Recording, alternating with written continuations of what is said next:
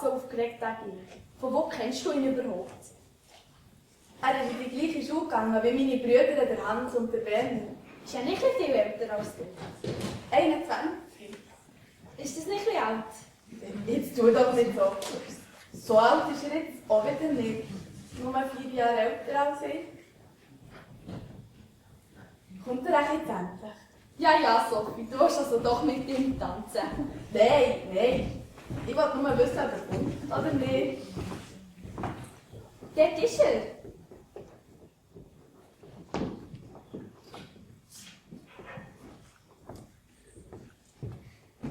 Guten Abend, ihr zwei reizenden Damen. Habe ich mich über eure Einladung gefreut. Ich wäre noch ein Mann. Susanne, was hast du für einen Blödsinn geschrieben? Jetzt wird aber der Susanne und mir noch ein Mann. In Klammern, kein Ehemann. Das habe ich dir geschrieben. Mir hat gerade der Anfang gefallen. Lieber Fritz, die Susanne geniert sich, deshalb schreibt die Sophie, wieder in Klammern, in der Schule. Dass du gleich gekommen bist bei dem Blödsinn, den wir da geschrieben haben. Der Anfang von Sophie ist gar nicht wahr. Wir wollen nicht streiten, deshalb hören wir auf. Susanne weiß doch nichts Gescheites. Mit deutschem Gruß. Ich kann mal dort hinten etwas schauen. Sophie, wollen wir zusammen tanzen? Ja.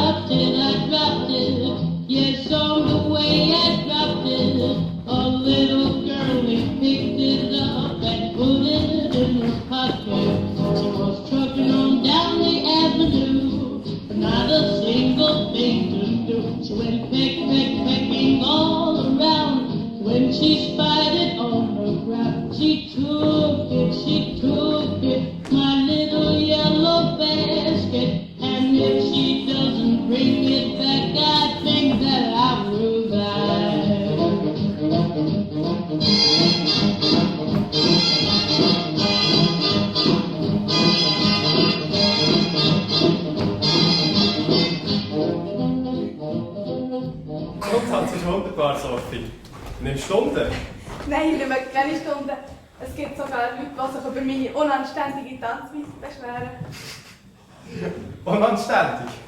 Ich kann ja auch nichts dafür, wenn es den Leuten nicht gefällt. Aber beim Tanzen fühlt man sich gerne gerade viel freier, findest du nicht auch? Mo, da hast du recht. Weißt du eigentlich, was für Zeiten sind?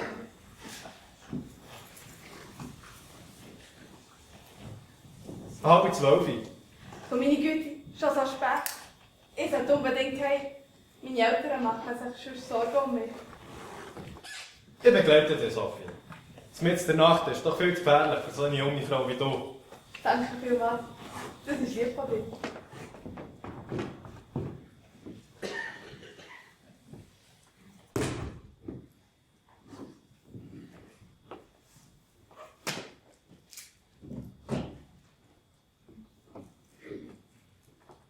Bist du eigentlich jetzt schon lange in der Kaserne in Augsburg gewesen? Seit einem halben Jahr. Vorher war ich in der Offiziersschule in Potsdam. Und hier, Sophie. Weißt du schon, was du nach der Schule machen willst? Ich würde sehr gerne studieren. Am liebsten in München. Was möchtest du am liebsten studieren? Das weiss ich noch nicht. Aber ich freue mich drauf, wenn ich nicht mehr in die Schule muss. Weil das nervt mich unendlich. Ich kann es kaum erwarten, endlich frei zu sein. Und über mich selber zu bestimmen. Wir sind übrigens da. Hier wohne ich.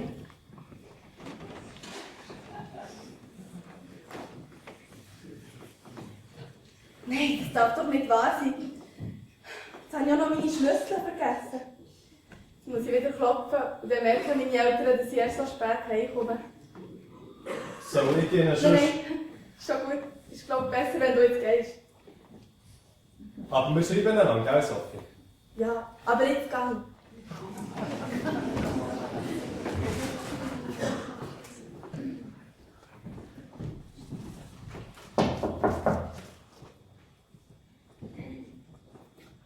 Sophie, du bist es. Jetzt habe ich Angst gehabt, dass ich mit der Polizei, die eines von meinen Kindern abholen will. Nein, ich bin's nur. Ich habe meine Schlüssel vergessen. Aber Sophie, es ist spät. Da machen wir uns Sorgen, wenn du so lange nicht heimkommst. Ja, aber Vater, ich bin doch kein Kind mehr. Gleich, du bist erst 16. Da machen wir uns schon Gedanken, wenn du so spät noch unterwegs bist. Du weisst, zur Nacht, da sind betrunkene Nazi-Horden, die durch die Straße ziehen und alles kaputt schlagen. Da ist es gefährlich für ein junges Mädchen, allein unterwegs zu sein. Komm.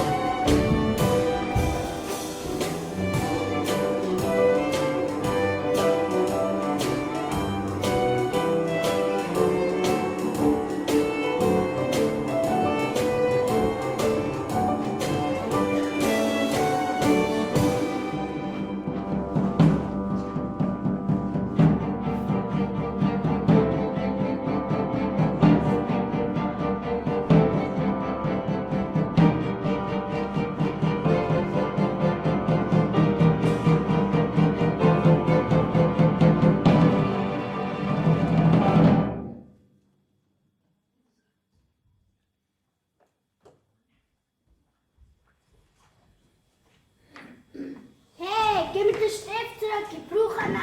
Aber ich brauche ihn auch. Was machst du da überhaupt? Das Auto denke, aber gib mir jetzt das Rot. Also, dein Auto sieht mehr aus wie ein Nilpferd. Die sind so gemein, lass mich in Ruhe. Aber es stimmt halt. Autos sehen nicht so aus. Schweig endlich, du nervst. Achtung, mach einen Platz. Zwölf. Und... Nochmal 12, du musst nicht alle heim. Stimmt gar nicht. Ich habe erst 2 mal 12 gehabt. Und überhaupt, ich mag gar nicht mehr spielen. Mama, die anderen haben gesagt, ich soll schweigen. Jetzt hör doch endlich auf mit dem Gestör. Geh gescheiter noch ein bisschen raus, bevor der Papa heimkommt und wir zu Nacht essen. Nein, du hast uns versprochen, die Mama von deiner Schwester vor Sophie zu zeigen. Ich gehe sie gerade holen. Schau, Bau.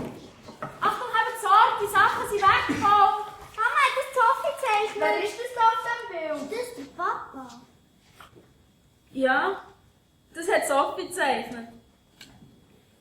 Nein, das ist nicht der Fritz, euer Papa. Das ist der Hans, mein Bruder, der eine Gitarre spielt.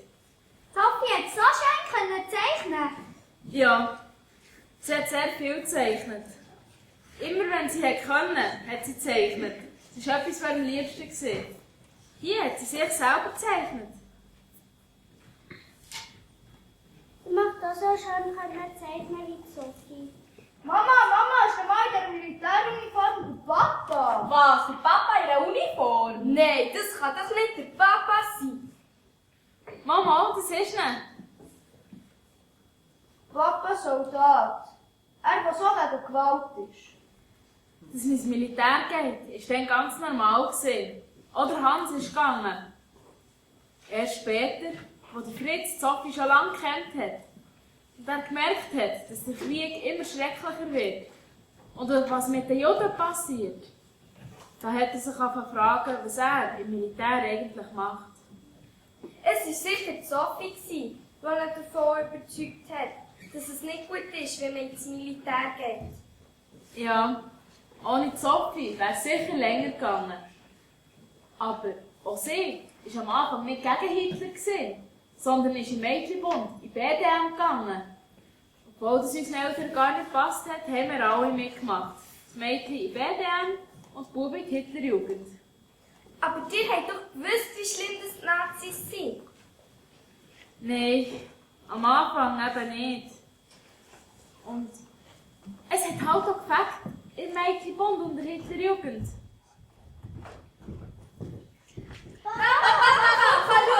Eine ganze Mappe von Zeichnungen und Fotos. Habt ihr gesehen, was ich mitgebracht habe? Ein neues Transparenz und Bemalen. Aber Papa, schau jetzt hier. Bist das wirklich du? Ja, das bin ich. Bist du wirklich Soldat gewesen? Kommt jetzt, räumt auf. In einer Woche ist der Ostermarsch gegen die atomare Bewaffnung. Bis dann muss das Transparent fertig sein. Nicht schon Weiss wieder. jemand schon einen guten Spruch? Nicht schon wieder ein Ostermarsch.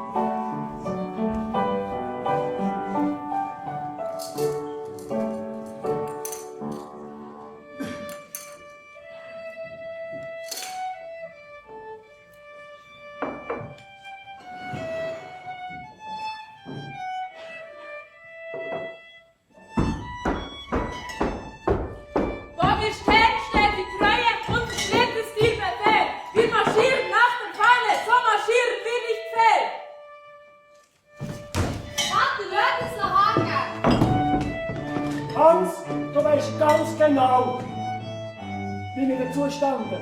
Ich will das Bild nicht in ihrer Wohnung haben. Wenn wir stürmen, sind wir Treue und wir singen zündet an und wir glühen wie die Fahne, dass sie jeden folgen kann. Das sagt nicht am Zirkus. Elisabeth, hör auf singen. Und überhaupt, warum hast du die Uniform an? Du weißt ganz genau, dass du mit der nicht an den Tisch sollst kommen. Hans, komm jetzt auch essen. Vater, ihr seid so stur. Ihr seht doch, was der Hitler alles Gutes macht. Ihr glaubt den Nazis? Die versprechen doch den Leuten, Berge vom Gold und das Blaue vom Himmel oben runter. Und dann behaupten sie, die Juden sind die Schuld an der Arbeitslosigkeit. Alles falsche Anschuldigungen. Die Leute werden schrecklich missbraucht von den Nazis. Und ich sage euch, die machen alles, für ihre Ziele zu erreichen. Und gehen dafür über Leichen. Vater, das stimmt doch nicht. Tut doch nicht immer gut den Teufel an die Wand malen. Und denkt doch nur mal dran, wie es Deutschland vor dem Hitler gegangen ist. Ja, und wenn die neue Regierung so schlecht wäre, wie kann es denn sein, dass sie heute so mächtig ist? In solchen Zeiten kommt alles Mögliche an die Macht. Denkt doch nur daran, wie gross unsere Not nach dem letzten Krieg war. Denkt an die Wirtschaftskrise, an die Arbeitslosigkeit und an Hunger. Und denkt an die Inflation. Die Leute waren verzweifelt und haben nicht mehr weiter gewusst. Da kann es schnell passieren, dass man die Zukunft wie eine grosse, graue Mauer vor sich sieht und alle Hoffnung aufgibt. Kein Wunder, lässt man sich da von schönen Versprechungen verführen. Ganz egal, wer sie macht. Aber der Hitler verspricht nicht nur, er macht auch etwas. Zum Beispiel gibt es dank ihm fast keine Arbeitslosigkeit mehr. Das stimmt. Aber zu welchem Preis? Der Hitler fördert die Waffenproduktion und baut Kasernen. Merkt ihr nicht, wo das herführt? Natürlich. Die Menschen haben wieder etwas zu arbeiten. Vater, seid doch froh, müssen wir nicht in Armut leben. Aber das wäre doch auch im Frieden möglich. Für das brauchen wir keine Waffen zu produzieren. Gerade in einer Diktatur, wo wir drinnen leben, wäre so etwas am besten möglich. Aber Vater! Nein! Eine Regierung, die meint, uns länger für glücklich zu sein, einen vollen Futtertrag zu haben, eine solche Regierung verdient dann keinen Respekt. Wir sind doch keine Tiere. Wir sind Menschen mit einer freien Meinung. Habt ihr noch schon mal geachtet, ob ihr in eurem Mädchenbund oder in der Hitlerjugend eine eigene Meinung dürfen haben? Vater, wie wollt ihr das wissen, wenn ihr noch gar nie dabei gewesen? Schaut, wir wünschen uns einfach, dass ihr als freie Menschen durch das Leben gehen könnt. Auch wenn das manchmal nicht einfach ist. Allen Gewalten zum Trotz sich erhalten, hat der Goethe gesagt. Vergesst das nicht. Ja, ja.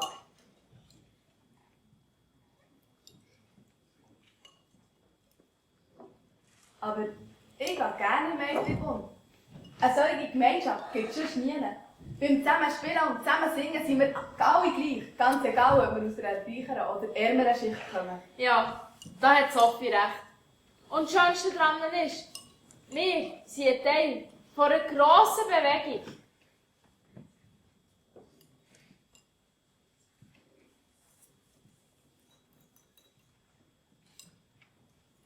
Elisabeth, ich glaube, wir sollten gehen. Der Mädchenbund fährt gleich an. Ich muss noch meine Uniform anlegen. Oh ja, aber ich komme heute nicht mit dir, ich gehe daheim runter.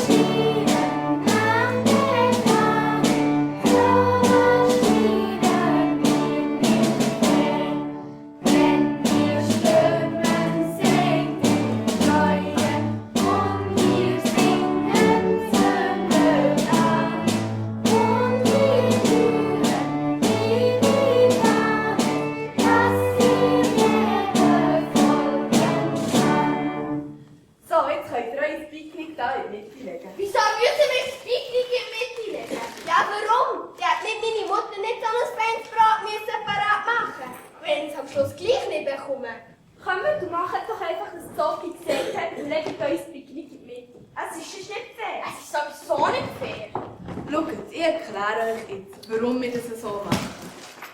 Ein paar von euch haben vielleicht ein grosses Stück Brot mit viel Wurst und Tomaten. Andere aber haben nur ganz wenig und nur ein trockenes Stück Brot. Solche grosse Unterschiede sind doch nicht gerecht. Darum schauen wir, dass alle genau gleich viel bekommen. Es ist doch nicht mein Problem, wie andere kein Wurstbrot haben.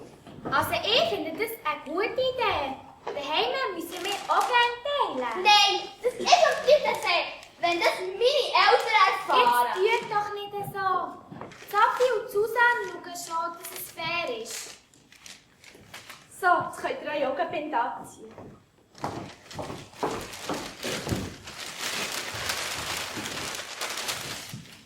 Das soll jetzt fair sein. Ich habe es genau gewusst. Jetzt bekomme ich so einen Segen und jemand anderes hat ein gutes Mittag. Das sieht gar nicht so schlecht aus. Sicher von dir, Sophie. Ich habe gar nicht gewusst, dass ihr eure Ration auch verteilt. Sag mal, Sophie, siehst du Fritz gleich wieder einmal? Ich muss etwa die an unseren gemeinsamen Tanz denken, wo du ihn richtig kennengelernt hast. Ja, das war ein schöner Abend. Und stell dir vor, am Samstag kommt er auf Besuch. Er hat frei bekommen. Du weisst ja, jetzt, wo der Krieg angefangen hat, ist es nicht mehr so einfach, mal ein Wochenende aus der Kaserne zu kommen. Ja, meine Brüder sind auch gerne irgendwo am Militär. Es ist niemand daheim. Aber es tut dir sicher gut, wenn du den Fritz gleich wieder einmal kannst sehen. Ich weiss nicht. Irgendwie bin ich mir da noch nicht so sicher. Wie meinst du jetzt das? Ich weiss nicht. Auf eine Art bin ich doch noch viel zu jung für eine Beziehung. Und ich weiss auch noch gar nicht, was ich wirklich will. Lach nicht zusammen. Ich habe einfach Angst, dass ich nicht mehr selber sein kann. Jung, meinst du, der Fritz sieht das auch so? Das ist nicht lustig. Ich bin noch nicht erwachsen, ich kann das einfach noch nicht. Willst du den Kontakt zu ihm abbrechen? Nein, auf keinen Fall. Ich habe ihn denke schon gern. Ich wollte ihm auch weiterhin schreiben. Und er soll mich auch gerne wieder besuchen. Da komme ich nicht raus. Nicht dünkt, für das du ihn so gerne hast, machst du es ziemlich kompliziert. Und die Brüder, der Hans, steht zurück aus Nürnberg. Er ist vor ein paar Tagen heimgekommen. Und? Hat es ihm gefallen? Dann wird man stolz sein, dass er am Reichsparteitag wieder auf die Fahne tragen. Nein, er hat nicht viel erzählt. Irgendwie ist er ganz anders, seit er zurück ist. Das ewige Strandstehen und umkommandiert werden, hat ihm gar nicht gefallen. Keine eigene Meinung dürfen zu haben und gäng müssen zu folgen, das passt ihm überhaupt nicht. Sophie, Susanne, sing mir etwas. Du hast doch deine Gitarre mitgenommen. Ja, genau. Wir könnten ja Schliess, Aug und Ohr singen. Das hat mir das letzte Mal so gut gefallen. Gute Idee. Sicher? Schließ Auge und Ohr für eine Weile, vor dem Getöse Zeit. Du heißt es nicht und hast kein Heim, als wo dein Herz dich weiht. Die Stunde kommt, da man dich braucht, dann sei du ganz bereit. Und nimm das Feuer, das verraucht, wird dich als letztes schreit. Weisst, es ist so schön hier. Das Zusammensein, das Spiel und die Lieder. Aber ich hätte so Freude, wenn meine Freundin, die Louise, auch da sein könnte. Dann nehmen sie doch das nächste Mal einfach mit. Sie darf nicht kommen. Sie ist Jüdin. Es ist schon gut so, dass sie nicht kommen darf. Das ist ein Befehl vom Führer. Das verstehe ich nicht. Die Louise hat blonde Haare und blaue Augen und darf nicht mitmachen. Ich aber mit meinen dunklen Haaren und dunklen Augen, ich darf. Und wenn der Vater vielleicht doch recht hat.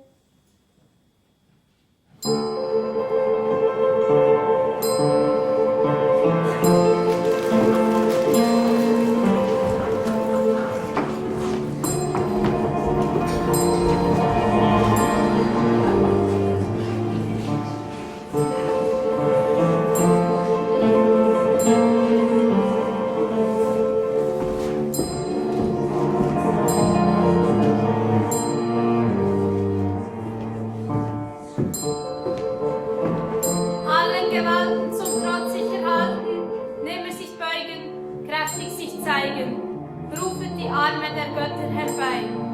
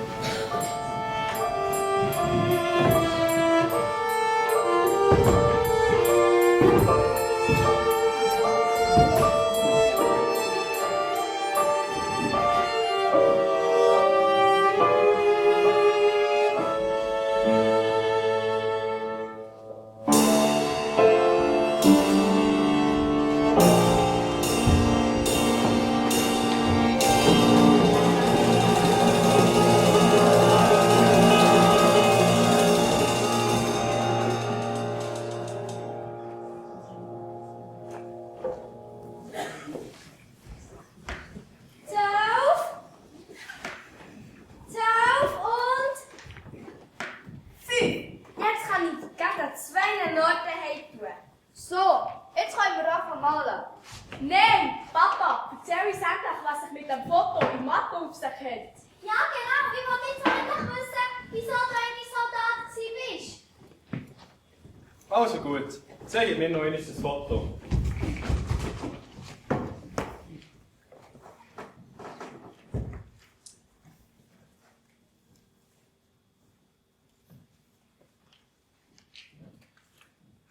Da ist es. Ja, der hat recht. Das bin wirklich ich. Du im Militär, das kann ich mir einfach nicht vorstellen. Das war dann ganz normal gewesen. Ja, man ist gar nicht auf die Idee gekommen, man könnte nicht ins Militär gehen. Außerdem habe ich gemeint, Soldat sein sei etwas Gutes. Ganz langsam erst, gerade wegen der Sophie, habe ich dann gesehen, was alles Schlimmes passiert. Aber die Sophie hat ja auch mitgemacht. Sie sind zusammen mit der Mama in Eigelbund gegangen. 1, 2, 1, 2, 1, 2. Mama, marschieren. Wer hat das gedacht? Ja, das kann man sich ja kaum mehr vorstellen.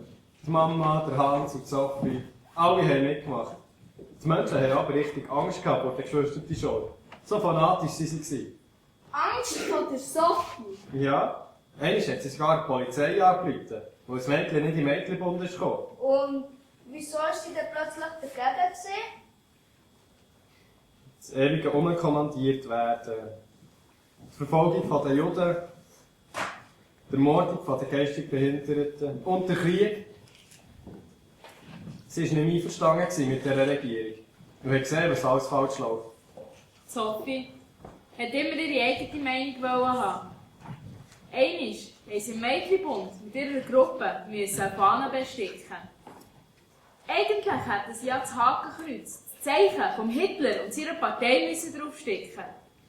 Aber sie und ihre Freundin Susanne haben gedacht, sie tun lieber einen Drachen drauf. Warum der Drache?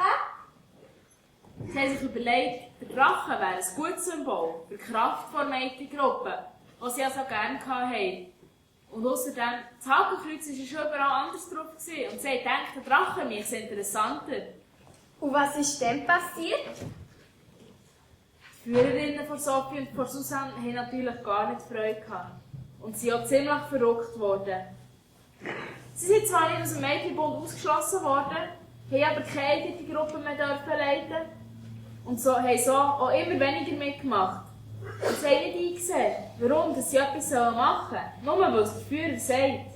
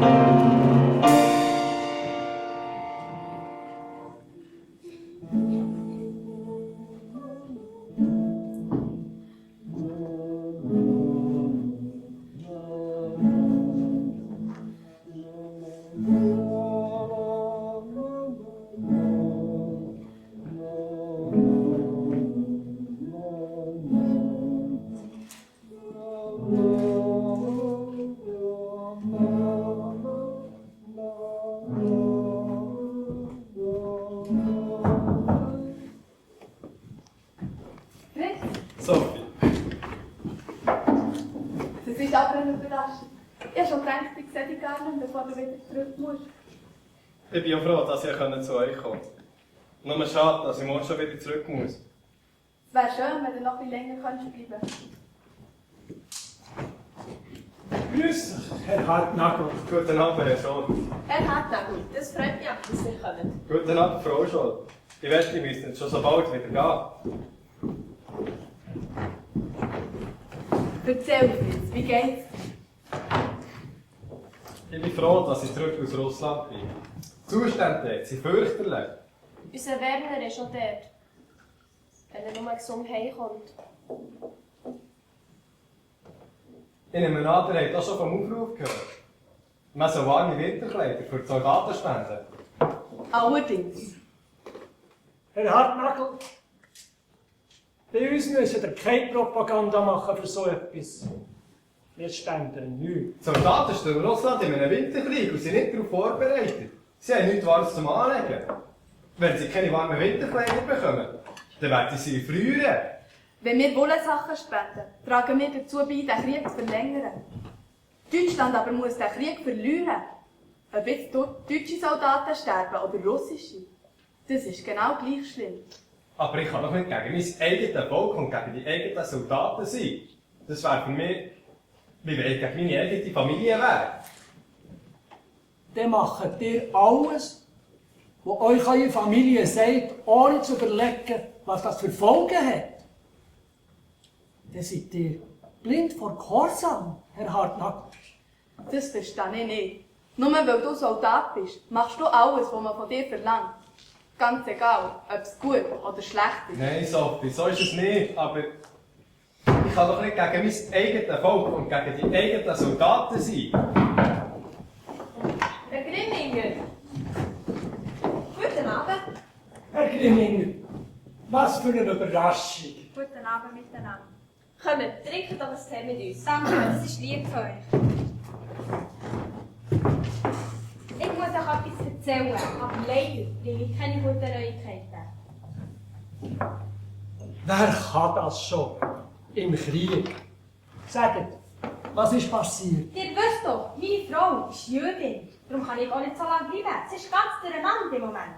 Ist ihr etwas passiert? Nein, Gott sei Dank nicht. Aber ihre Schwägerin ist weggegangen, 4 kleine Kinder. Und jetzt soll sie nächste Woche mit einem Transport auf Russland oder Polen. Nicht mal etwas mitnehmen da, sie stellt euch das vor.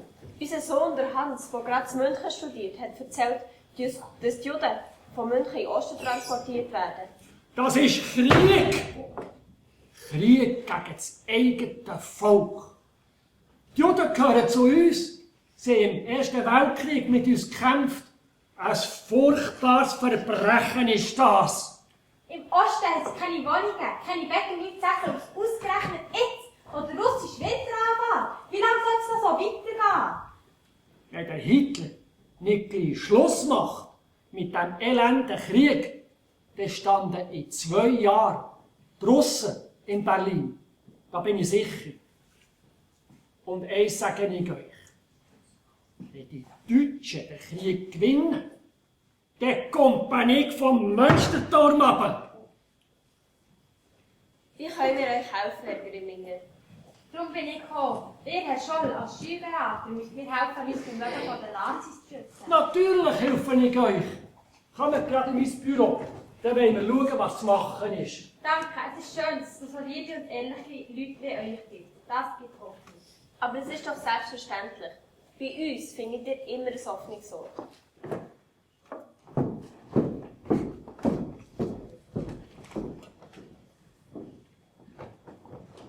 Sophie,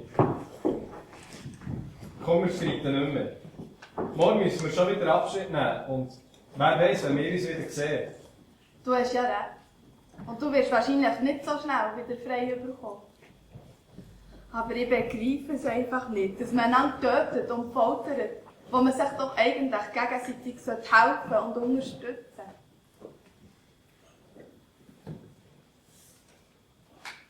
sollte. Sophie, wenn du mich nach dem Sinn von diesem ganzen Blutvergießen fragst, dann bringst du mir einen grossen Konflikt.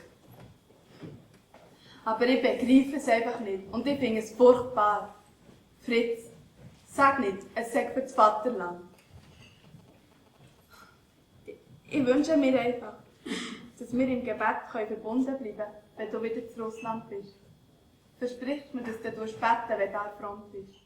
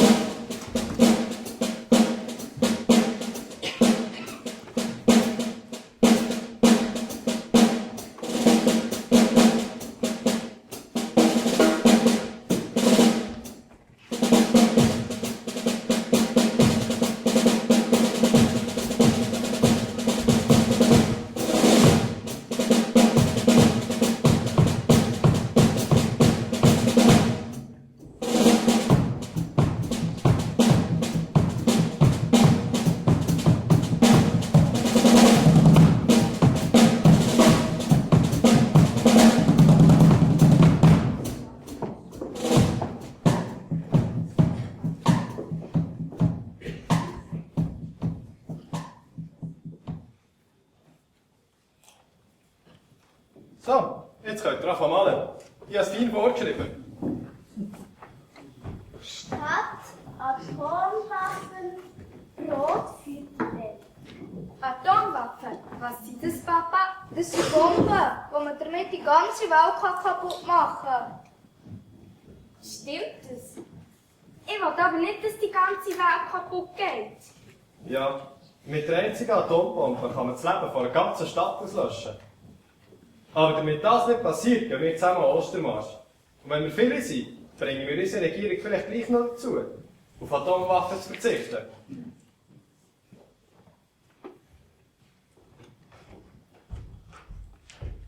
Hallo! Hallo! Ist das wieder so gängig in dieser Schule? Anna, komm schauen, was ich gefunden habe. Ein Heft mit Zeichnungen von Sophie. Das ist ja der Peter Pan. Peter Pan? Ja, Peter Pan ist die Geschichte von einem Bub, der sich weigert, erwachsen zu werden. Ein Freund von Sophie hat sie gefragt, ob sie nicht Zeichnungen machen zu dieser Geschichte, weil er sie gerne als Buch möchte herausbringen. Ja, das war Sophie, als sie die Bilder gezeichnet hat. Etwa 18. Sie ist noch in die Gimmer gegangen. Es muss kurz vor ihrer Matur gewesen sein. Ist Sophie gerne in die Schule gegangen? Oh nein, überhaupt nicht.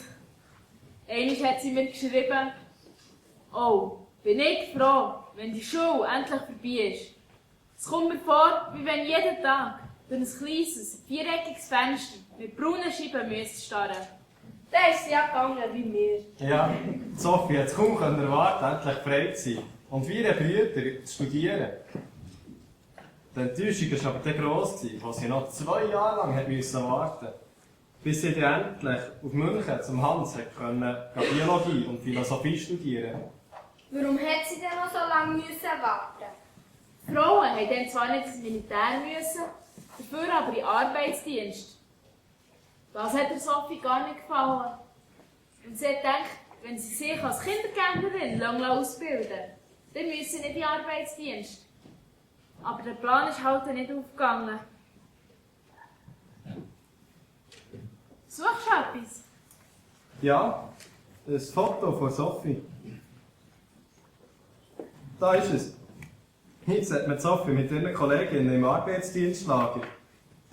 Ich finde, man sieht die hier richtig gut an. Wie das Lagerleben und das umkommandiert werden stinkt.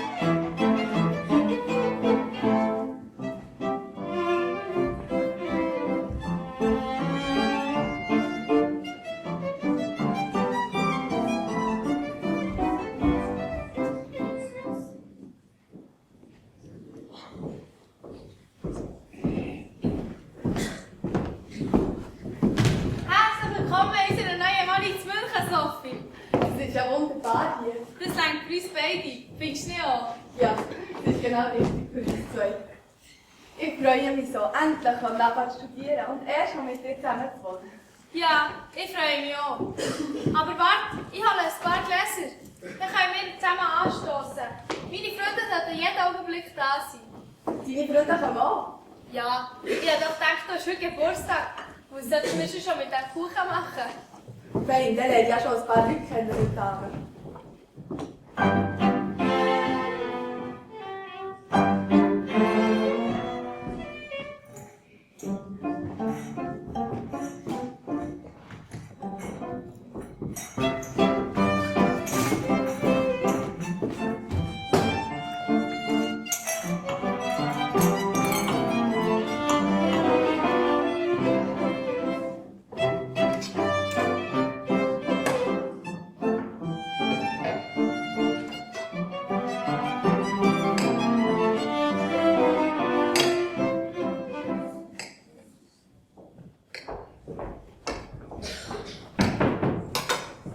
Da seid ihr ja.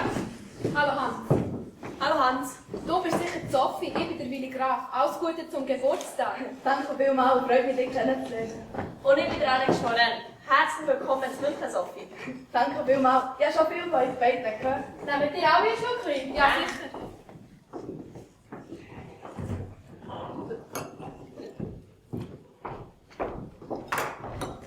Für welches Studium hast du dir eigentlich geschrieben, Sophie? Biologie und Philosophie. Nicht Kunst. Der Hans hat erzählt, du könntest so gut malen. Ich male sehr, sehr gern. Aber Kunst kann man doch irgendwie nicht wirklich lernen. Auf die Sophie.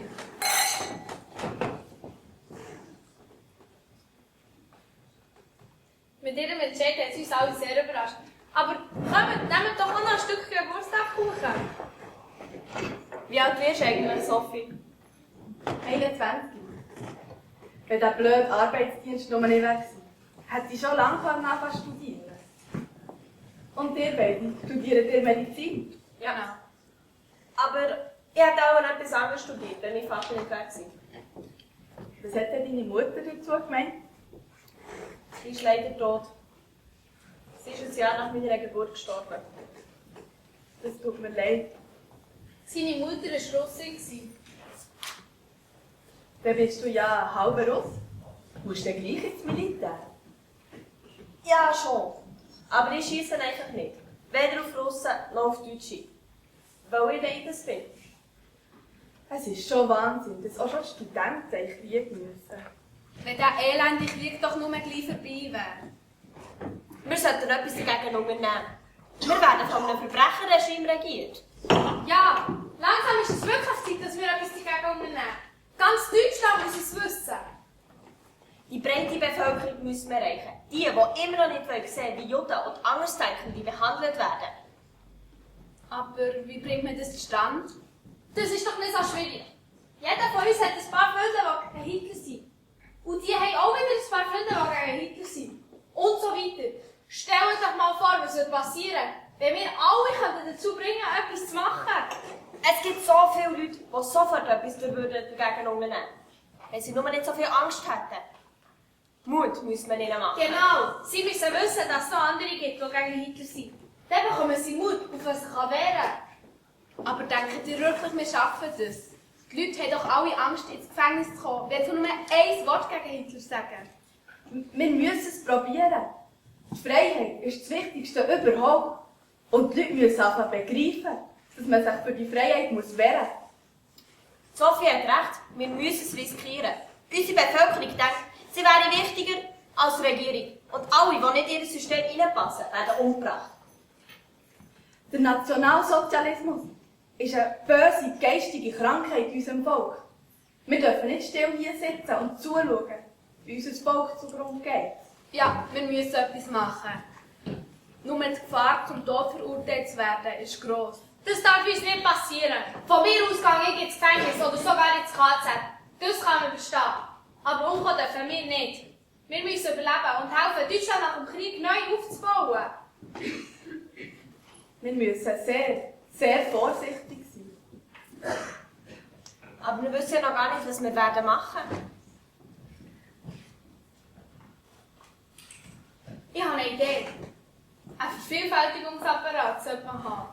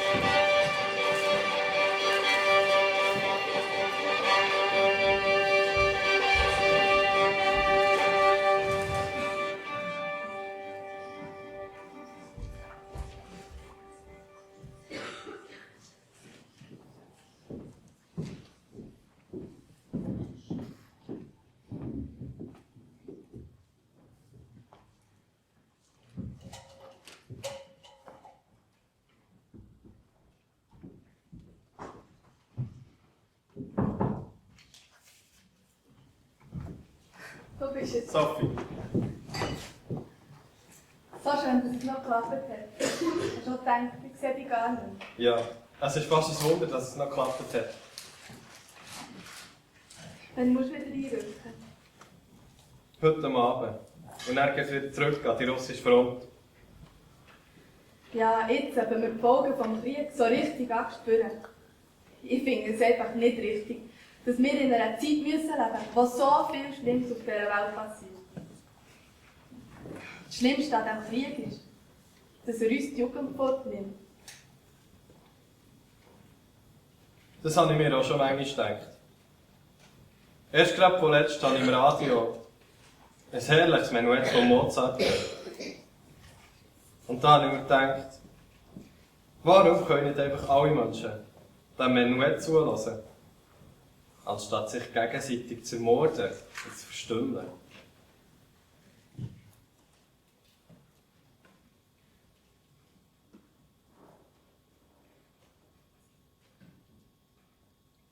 Sophie, was ist denn das?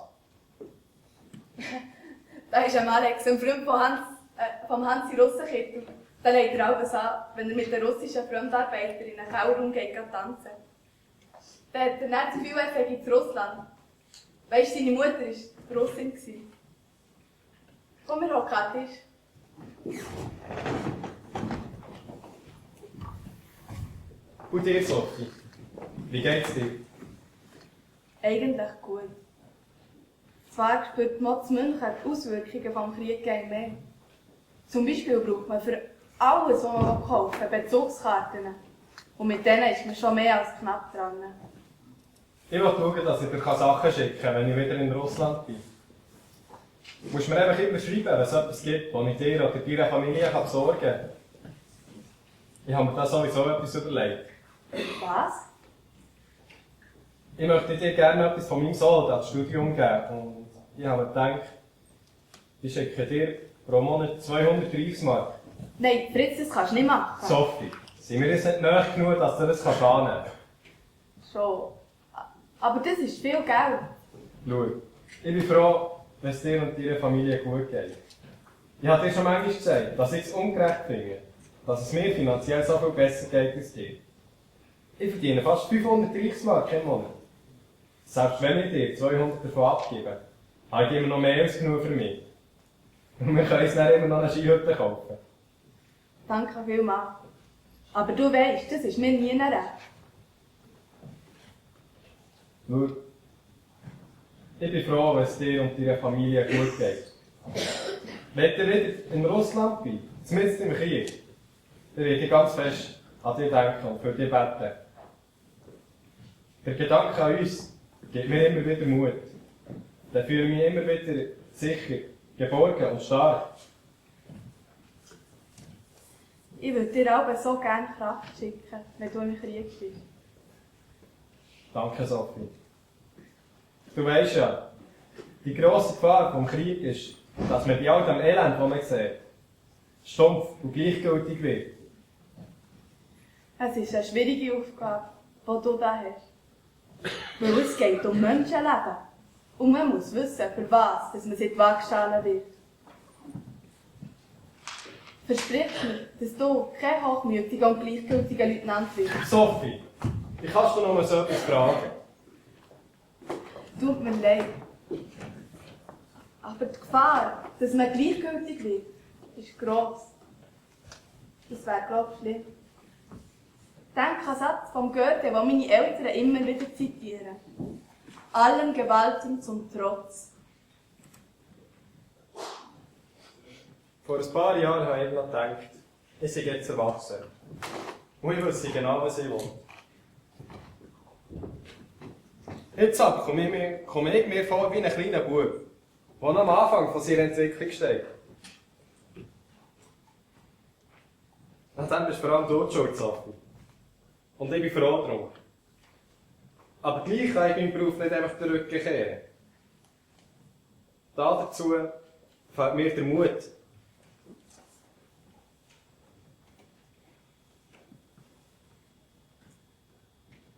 Fritz,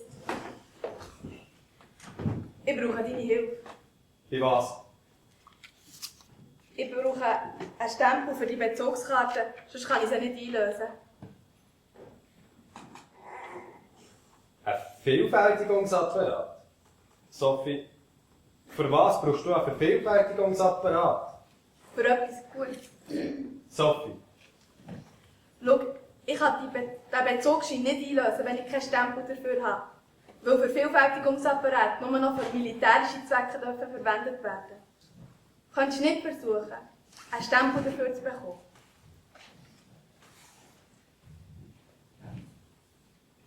wenn es wirklich für etwas Gutes ist, dann kann ich es ja probieren. Danke. Und dann bräuchte ich auch noch etwas Zweites. Was? 1000 Reichsmark. 1000 Reichsmark!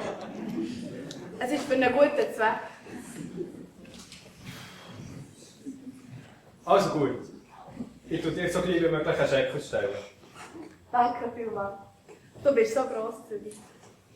Aber Sophie, du weißt, dass dir das Leben kosten kann. Ja, ich weiss.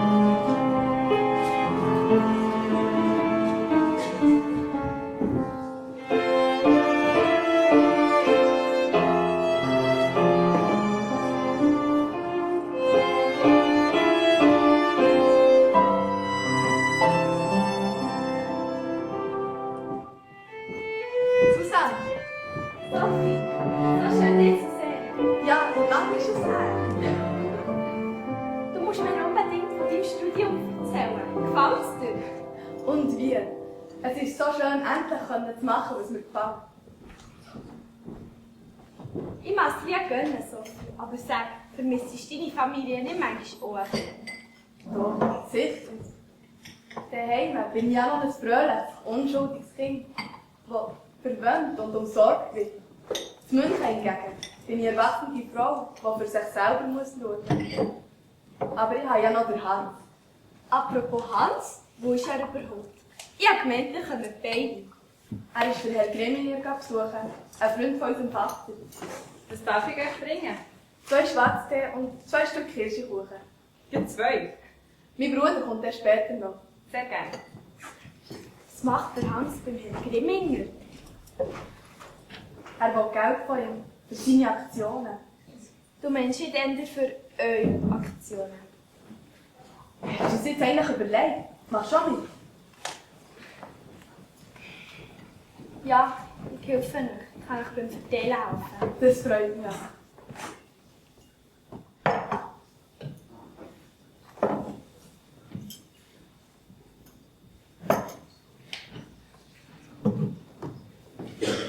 Weisst, es ist so schwierig, Leute zu finden, die mithelfen. Ja, den meisten ist es auch zu riskant. Was ja auch stimmt, wenn man mit einem von diesen Blättern verwünscht wird, dann bedeutet das Gefängnis, Lager oder sogar der Tod. Und man kann sich schon fragen, was es überhaupt nützt. Viele sind gegen das nationalsozialistische System, aber niemand macht etwas dagegen. All das Böse kann nur passieren, weil niemand das Maul auftut, sondern alle ganz brav arbeiten und ihr Leben für den Staat einsetzen. Weiss der Hitler hier die Straße abkippt und ich eine Pistole dabei habe, ich will ihn auf der Stelle schiessen. Psst, red doch nicht so laut. Wenn es keiner von den Männern machen will, dann muss es halt eine Frau machen. Ja, aber ich glaube einfach nicht, dass der Krieg gestoppt werden kann. Schon gar nicht so etwas Unbedeutendes wie die. Man muss aber etwas machen, sonst ist man mitschuldig. So viele machen, was der Staat von ihnen verlangt und verlieren dabei ihr Leben. Es ist höchste Zeit, dass sich ein paar dem Staat entgegenstellen, auch wenn sie dabei ihr Leben aufs Spiel setzen.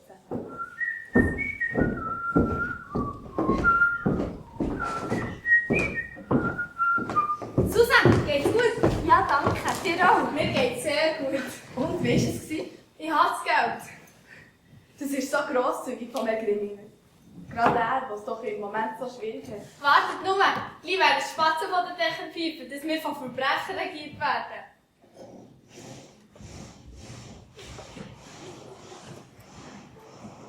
So, und jetzt könnt ihr dort draussen Kuchen essen.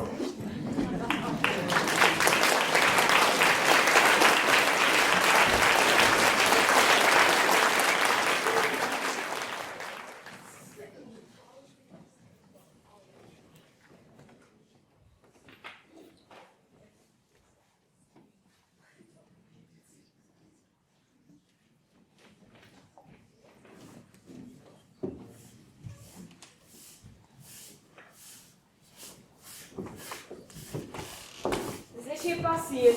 Wer hat das gemacht? Was steht auf diesen Blättern? Der Krieg geht seinem sicheren Ende entgegen. Mit mathematischer Sicherheit führt Hitler das deutsche Volk in den Abgrund. Hitler kann den Krieg nicht gewinnen, nur noch verlängern. Welche Verräter haben das geschrieben? Sicher können den Krieg noch gewinnen. Aber nicht, wenn es derige gibt, die nicht Freude in unserem Führer stehen. Schau, was die Volksfinder schluss noch schreiben. Was aber tut das deutsche Volk? Es sieht nicht und es hört nicht. Blindlings folgt es seinen Verführern ins Verderben. Sieg um jeden Preis haben sie auf ihre Fahne geschrieben. Ich kämpfe bis zum letzten Mann, sagt Hitler, indes ist der Krieg bereits verloren. Aber so ganz falsch ist es ja nicht, was da auf diesen Flugblättern steht. Denkt doch nur noch mal dran, wie viele deutsche Soldaten jeden Tag in Russland müssen sterben. Wolltest du etwas damit sagen? Du unterstützt die das haben geschrieben. Nein, überhaupt nicht, das sind ja alle Verräter. Deutsche, wollt ihr und eure Kinder dasselbe Schicksal erleiden, das den Juden widerfahren ist? Wollt ihr mit dem gleichen Maße gemessen werden wie eure Verführer? Sollen wir auf ewig das von aller Welt und ausgestoßene Volk sein? Nein, so eine Sauerei, vergleich es mit den Juden. Dass es aber gewagt hat, ist das allerletzte. Trennt euch von dem nationalsozialistischen Untermenschentum. Beweist durch die Tat, dass ihr anders denkt. Was echt Untermenschentum. Der Nationalsozialismus hat uns vor den Kommunisten und vor den Juden gerettet. Freiheit der Rede, Freiheit des Bekenntnisses, Schutz des einzelnen Bürgers vor der Willkür verbrecherischer Gewalttaten. Das sind die Grundlagen des neuen Europa. Unterstützt die Widerstandsbewegung. Verbreitet die Flugblätter. Hat die Polizei auch schon gesehen? Hey! Habt ihr das schon gesehen? Nein. Was ist los?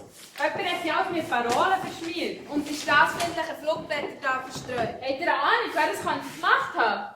Nein, wir wissen nichts. Komm, wir gehen weiter.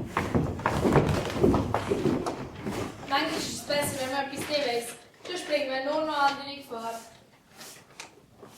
Sie können noch lang schruppen. Das ist die Schärfahrt.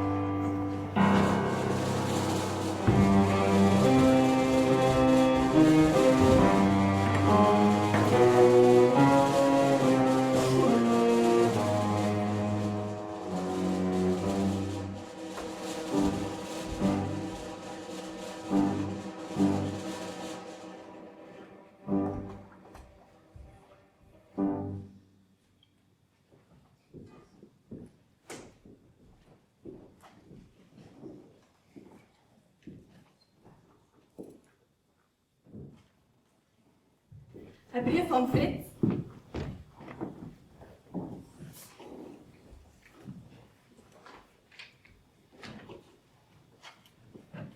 Meine liebe Sophie, heute hat mich wieder ein Brief von dir erreicht. Du weißt ja, wie viel mir gerade jetzt ein Gruß von dir bedeutet. Und ich bin dankbar für jedes Zeichen, das von außen kommt und von meiner militärischen Umgebung wegführt. Das war eine lange Nacht zum Nachdenken angesichts des Krieges und eines klaren Sternenhimmels. Es ist so viel Grauenhaftes, dass Stunde für Stunde Millionen von Soldaten auf beiden Seiten in ständiger Gefahr stehen, nur damit beschäftigt, sich gegenseitig zu töten. Und nur für diesen Zweck denken und arbeiten wieder Millionen, werden Familien getrennt und in tiefes Leid gestürzt.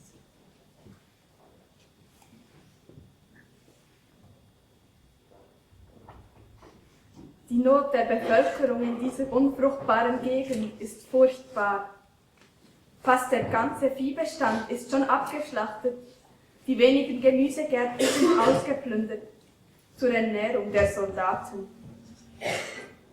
Wohl das größte Elend müssen die Gefangenen durchmachen. Als gestern der Russe ein recht heftiges Feuer auf unsere Stellungen legte und ringsherum der Kriegslärm tobte, saß plötzlich ein Vöglein am Rande meines Schützenlochs und piepste vergnügt, als ob es sich darum gar nicht kümmern würde. Ich weiß nicht, was mich dazu bewegte, in diesem Augenblick so sicher anzunehmen, dass dies nur ein Gruß von dir sein könne. Dann fühlte ich mich auf einmal so sicher in meinem Loch, als ob mir nichts auf dieser Welt etwas zuleide tun könnte. Recht herzliche Grüße und Wünsche für alle Lieben daheim.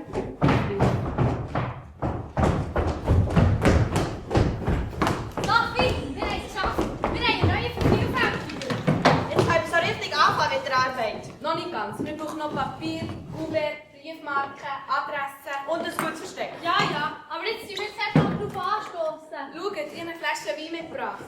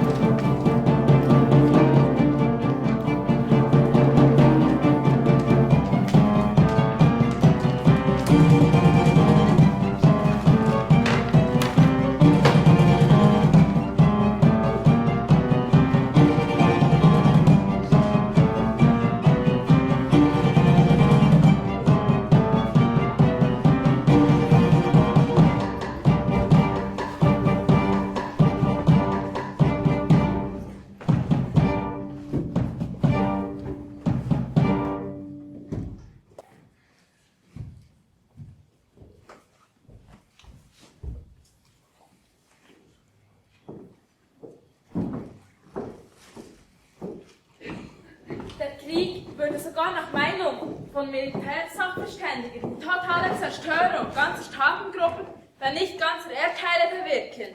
Mir ist sehr wichtig, dass die besondere Verantwortung von Deutschland betont wird. Die Bundesrepublik Deutschland soll an ihrem Platz alles tun, damit eine Welt ohne Furcht und Hass, ohne Krieg und Unterdrückung entsteht. Mama, Papa, wir suchen die Flugblätter. Wo sind sie? Die könnt ihr noch lange suchen. Ich kann es erst morgen in der Druckerei abholen. Wir haben hier erst einen Vorabdruck. Nein, nicht Flugblätter vom Ostermarsch, die vom Hans und von Sophie. Oder gibt es etwa gar keine mehr von denen? Mama, wir haben ein paar.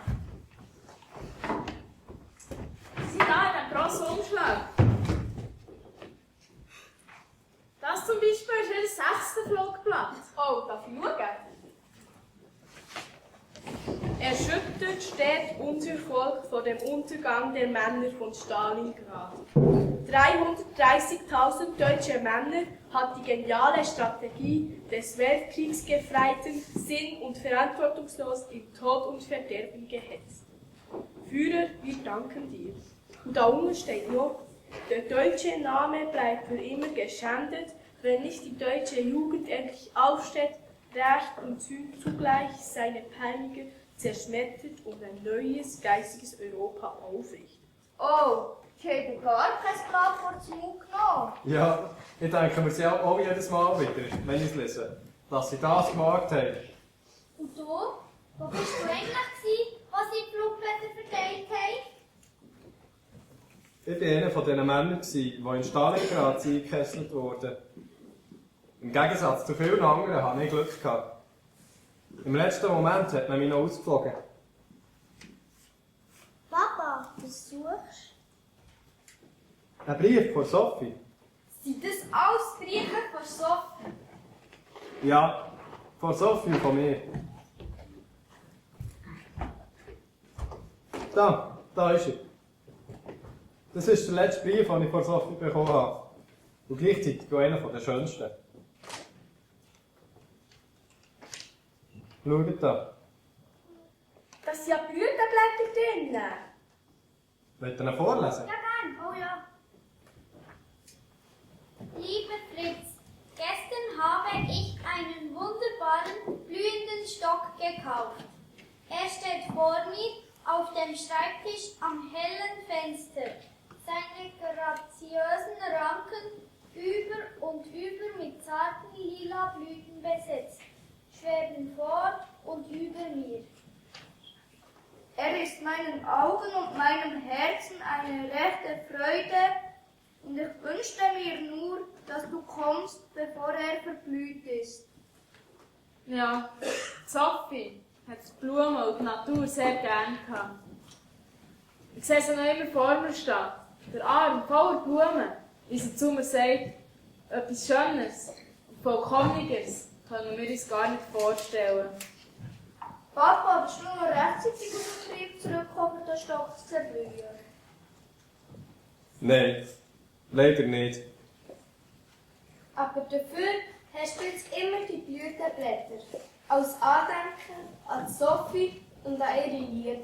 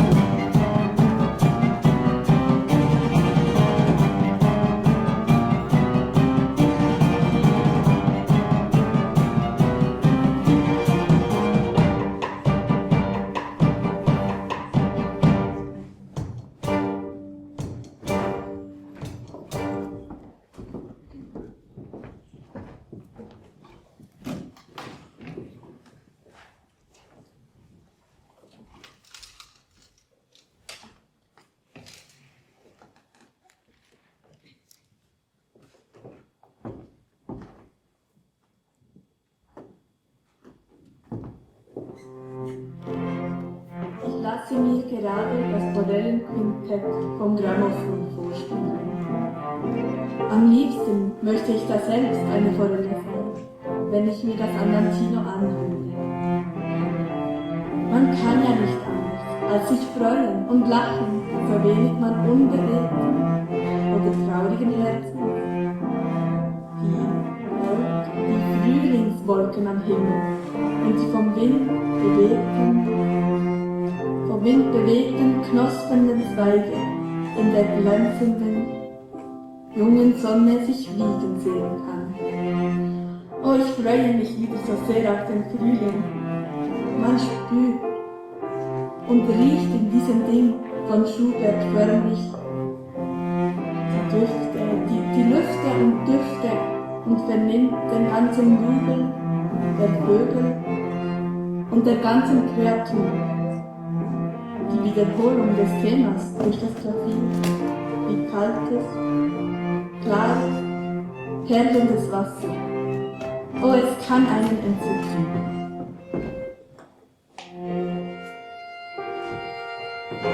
Sophie, komm, wir müssen gehen, wenn wir das machen wollen. Wir müssen jetzt in die Uni. Ich komme.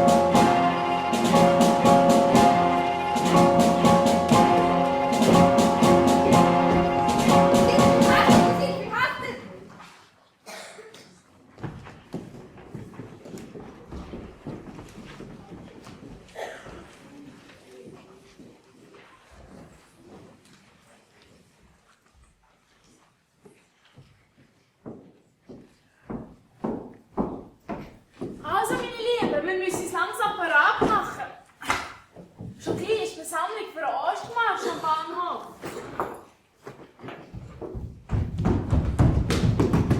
Mama, Papa, schau mal das Transparent. Haha, das sieht ja super aus. Wirklich? So ein schönes Transparent haben wir noch nie gehabt. Sogar mit einer Sonne. Ja, nicht mal. Also, aber jetzt müssen wir wirklich vorwärts machen. Anna, Christina, holt dir neue Jacken. Lisa, Martin, Thomas, ihr müsst das Picknick parat machen. Schaut mal, was wir gefunden haben. Wieso steht da Freiheit hinten drauf? Das ist doch nicht etwa... Doch. Genau das ist es. Was? Das ist Sophie, ihre Anklageschrift. Da steht drin, dass sie zum Tod verurteilt worden ist. Als sie die hat bekommen, hat sie auch gewusst, dass sie gleich muss sterben. Wieso steht das Wort Freiheit hinten drauf? Das hat Sophie draufgeschrieben. Papa, wenn Sophie nicht gestorben wäre, hättest du dann sie geheiratet und nicht Mama. Ja, wahrscheinlich schon. Ich habe Sophie sehr gern gehabt. Und sie ist gegen mein Herz geblieben. Meine Liebe zur Sophie hat zur Elisabeth weitergehen. Ja. Die Freundschaft und die Liebe zwischen uns beiden ist durch einen gemeinsamen Schmerz mit Sophie und um Hans entstanden. So ist Sophie auch immer fest mit eingeschlossen in unserer Liebe.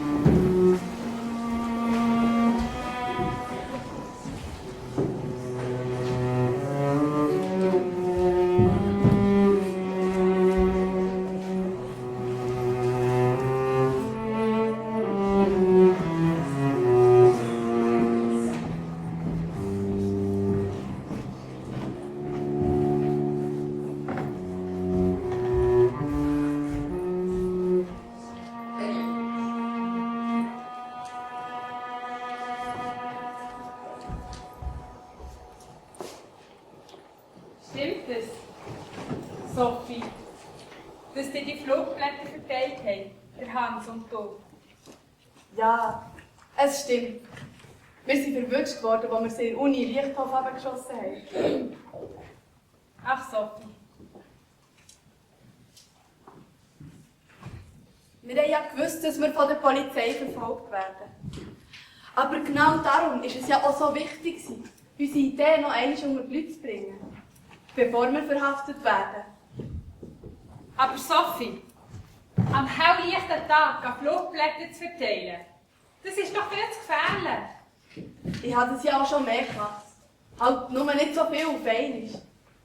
Einmal, als ich von so einer Streutour zurückkam, habe ich gerade eine Putzfrau gesehen, die die Flugblätter auf der Stege zusammenlesen wollte. Ich bin zu ihr her und habe sie gefragt, warum sie dort auflesen sollte. Die sagen ja schliesslich für die Studenten zum Lesen. So viel Mut hätte ich nie gehabt. Ihr habt ja gewusst, dass euch das Leben kosten kann, wenn euch die Gestapo verwünscht. Aber kennst du, Sophie? Mein Bruder ist schon seit über einem Jahr im Gefängnis. Die ganze Zeit wird er von einem Gefängnis ins andere verlegt. Die Sache, die kann noch lange dauern bei euch. Ich sage auch, Zeit gebunden, alles gebunden. Wer weiß, Else. Aber wir haben es ja nicht für nichts gemacht.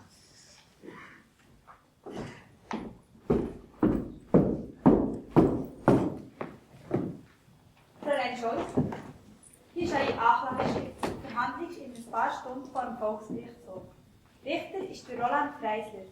Er kommt extra aus Berlin.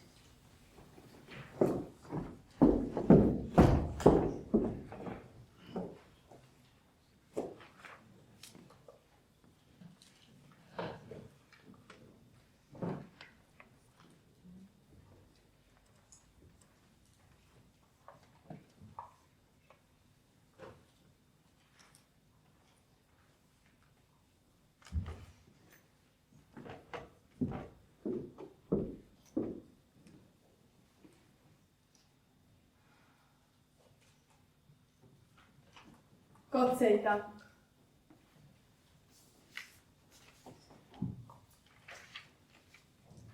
Was? Eure Verhandlung ist schon in ein paar Stunden. Und ausgerechnet der Freisler soll euer Richter sein. Der schon so viele Leute zum Tod verurteilt hat.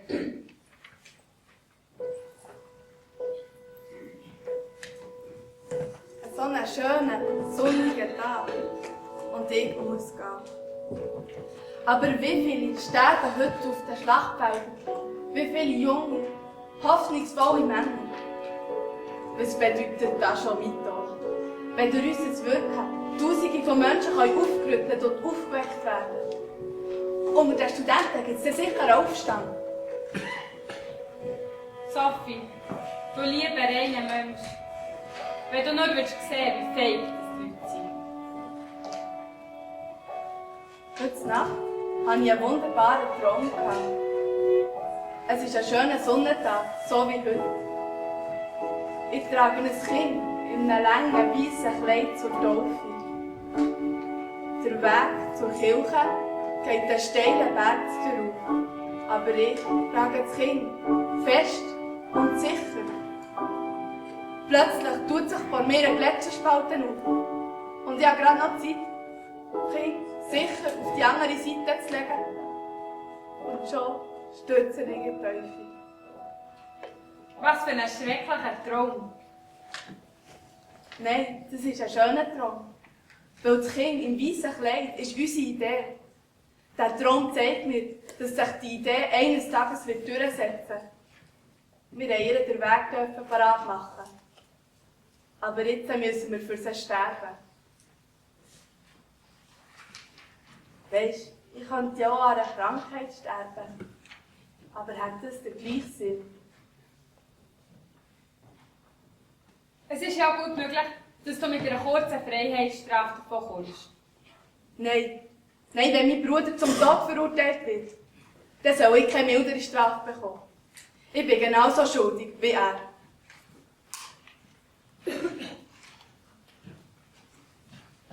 Else, hast du mir einen Bleistift?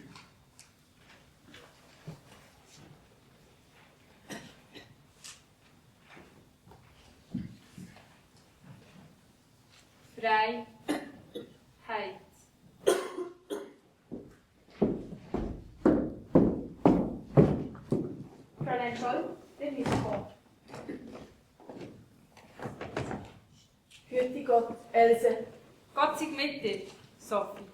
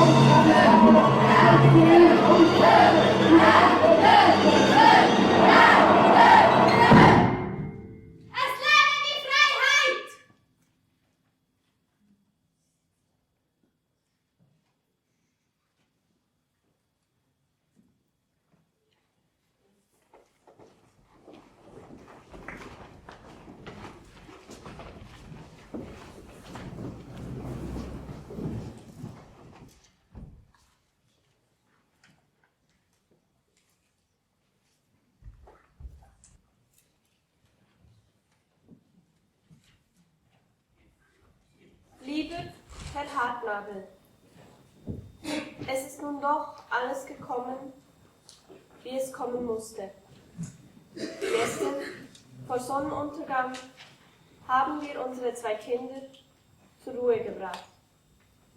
Sie ruhen in einem Grab im Perlacher Forst, oben in der Nähe des Waldes. Das Grab haben wir gekauft.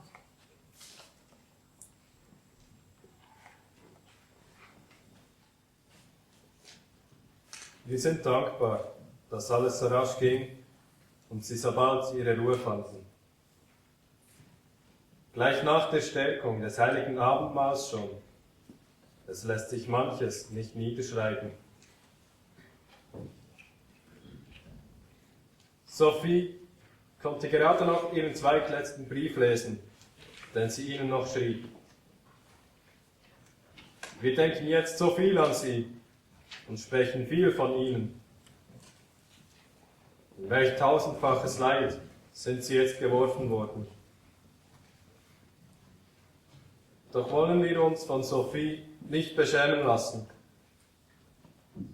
Der Seelsorger sagte, so etwas von Tapferkeit sei ihm bis zuletzt noch nie vorgekommen.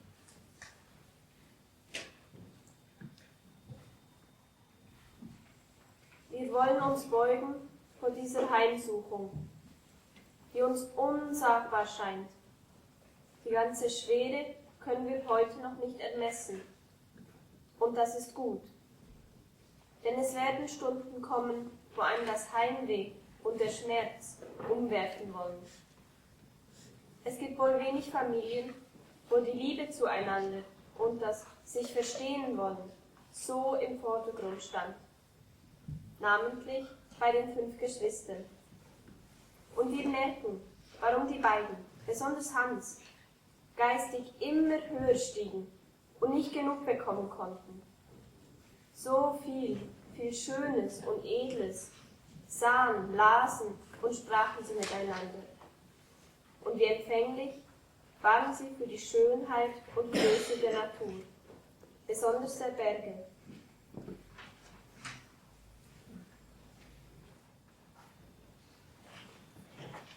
Das haben sie ja alles schon selbst miterlebt. Sophie hat als letztes noch Elisabeth modelliert. Sie wurde nicht ganz fertig und sagte, Ich mache es nächsten Samstag, Sonntag. Da können Sie aber schon nicht mehr kommen.